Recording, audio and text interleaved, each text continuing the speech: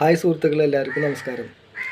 ഞാനിന്ന് പറയാൻ പോകുന്ന വിഷയം ശ്രീകൃഷ്ണ ഭഗവാനും നാരദ മഹർഷിയുടെ അഹങ്കാരവും എന്ന ഒരു ചെറിയ കഥയാണ്. അപ്പോൾ സ്കിപ്പ് ചെയ്യാതെ എല്ലാവരും കാണാൻ ശ്രമിക്കും എന്ന് ഞാൻ വിചാരിക്കുന്നു. അപ്പോൾ നമുക്ക് ആ കഥയിലേക്ക് കടക്കാം. നാരദ മഹർഷിക്ക് ചെറിയൊരു അഹങ്കാരം തോന്നി.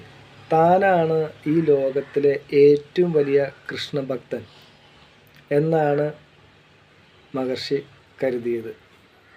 അതാണ് മഹർഷിയുടെ അഹങ്കാരം. അപ്പോൾ ലോകമെമ്പാടും കറങ്ങി നടക്കുന്ന ആളാണല്ലോ മഹർഷി.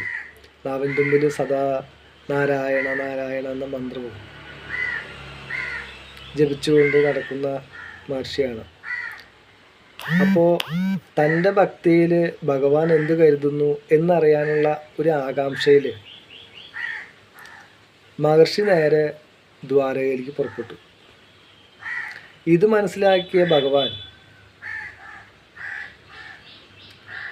ചെറിയൊരു കള്ളം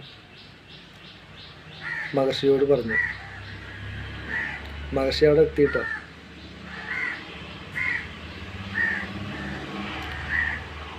എനിക്ക് അസഹ്യമായ തലവേദനയാണ്.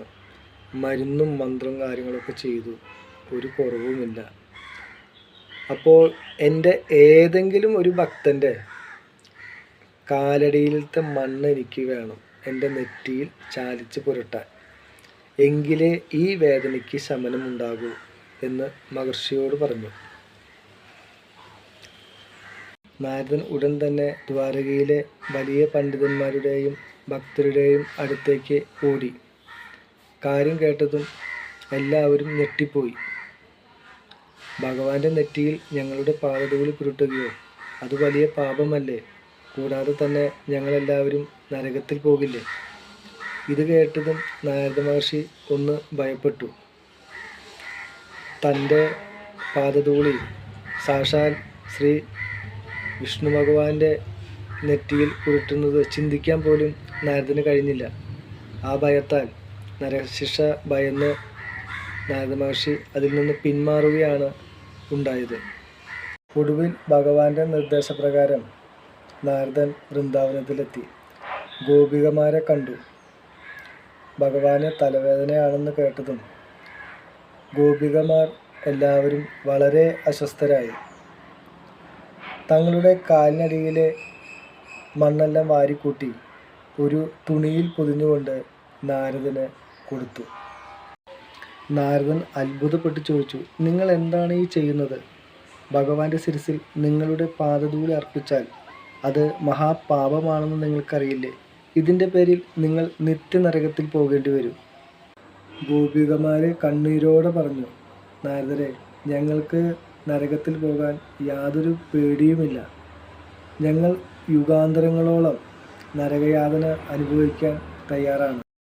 പക്ഷേ ഞങ്ങളുടെ കണ്ണനൊന്ന് സുഖം കിട്ടുമെങ്കിൽ, അവൻ്റെ തലവേദന ഒന്ന് മാറുമെങ്കിൽ ഞങ്ങൾക്ക് അത് മതി.